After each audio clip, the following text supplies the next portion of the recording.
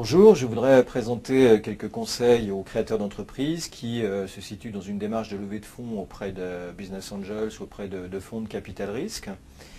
Alors, d'abord, une première question, pourquoi lever des fonds auprès d'un investisseur en capital? Eh bien, il s'agit évidemment d'un mode de financement qui est destiné à des startups, ce qu'on appelle des startups, à savoir des sociétés qui ont un projet innovant, qui présentent des besoins de fonds importants et qui sont destinées à avoir une croissance rapide.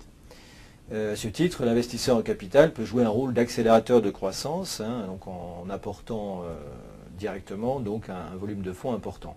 Mais au-delà de cet apport de fonds, l'investisseur en capital, qu'il s'agisse d'un business angel ou d'un fonds de capital risque, peut aussi avoir plusieurs rôles complémentaires. Bon, d'abord un rôle de professionnalisation. Alors qu'est-ce que ça veut dire? Ça va être un rôle qui consiste à professionnaliser un petit peu les différentes fonctions, la gestion de la start-up, au niveau des ressources humaines, au niveau de la stratégie, du marketing, etc.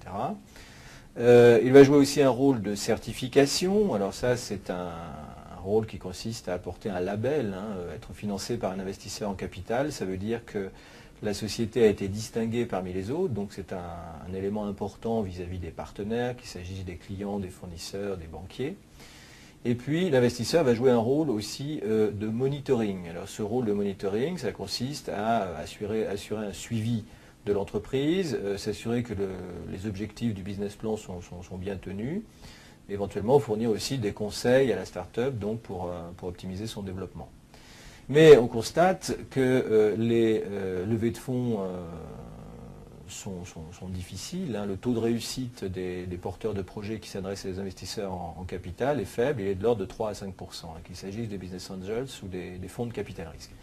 Alors comment faire pour optimiser cette recherche de capitaux?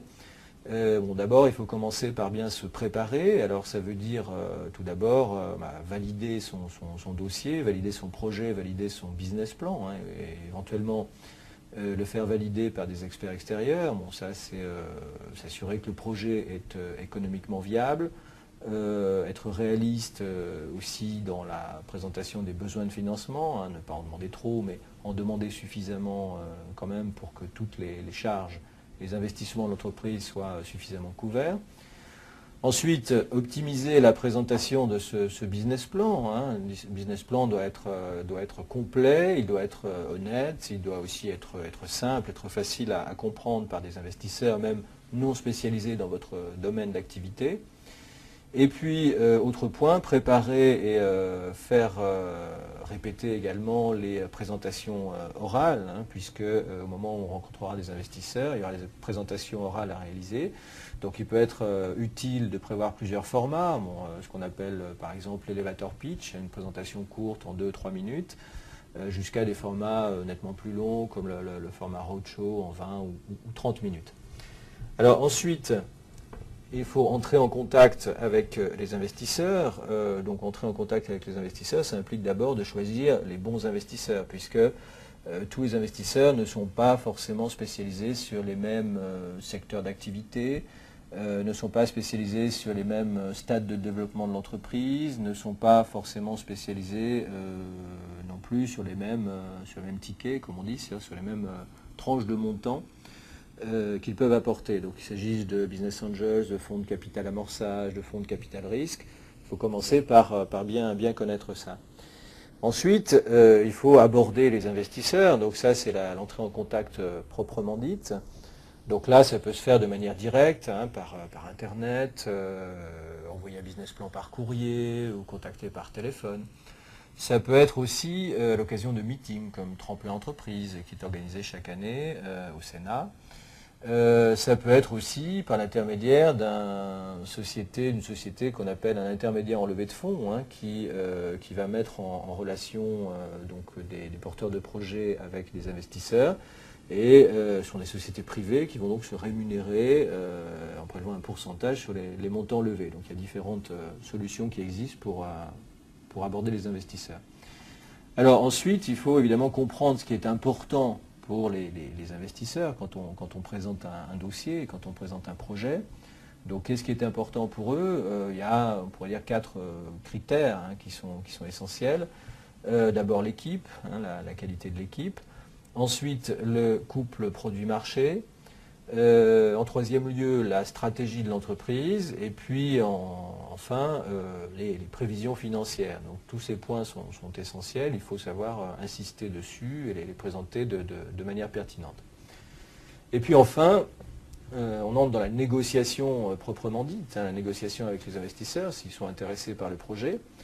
Donc un point important réside dans la négociation du partage du capital. Alors ça, c'est évidemment quelque chose d'essentiel. Bon, beaucoup de négociations échouent parce que les créateurs d'entreprises sont réticents à lâcher une part trop importante du capital. Bon, malgré tout, il faut se dire qu'il vaut mieux lâcher un petit peu plus de capital que prévu et réaliser une opération plutôt que de ne rien faire du tout. Ensuite, comprendre l'importance du pacte d'actionnaires. Alors ça, c'est un document qui va régir les relations entre les créateurs d'entreprises et les investisseurs. C'est un document juridique qui est incontournable en cas de levée de fonds. Il faut y faire attention parce qu'il peut contenir des clauses piégeuses pour les créateurs d'entreprises, comme par exemple des clauses de liquidation préférentielle qui peuvent avoir des conséquences lourdes. Donc attention à ce document-là. Il faut ensuite accepter ce qu'implique l'arrivée de l'investisseur en capital dans l'entreprise. Bon, ça veut dire une obligation de reporting, ça veut dire également que l'investisseur va exiger un ou plusieurs postes au conseil d'administration de l'entreprise. Ça peut vouloir dire qu'il va s'impliquer dans la stratégie. Tout ça, ça ne fait pas forcément plaisir, mais ça fait partie du deal, si on peut dire, ça fait partie des conditions qu'un créateur d'entreprise doit accepter dans ces circonstances. Et puis enfin, il faut se dire aussi que la levée de fonds, c'est essentiel, mais ça ne fait pas tout. Il ne faut pas que le créateur d'entreprise consacre l'essentiel ou la totalité de son temps à la levée de fonds en négligeant le développement de son business. Donc voilà pour ces quelques éléments. Pour ceux qui souhaiteraient aller plus loin, je vous renvoie à un ouvrage que j'ai publié sur la question et également donc à 2 sites internet. Alors le site de l'AFIC, qui est l'Association française des investisseurs en capital, qui regroupe l'essentiel des investisseurs en capital risque en France, avec un moteur de recherche qui est intéressant pour faire des présélections d'investisseurs. Et puis le site de France Angels pour les Business Angels, France Angels qui est la fondation qui regroupe l'essentiel des clubs des Business Angels. Merci.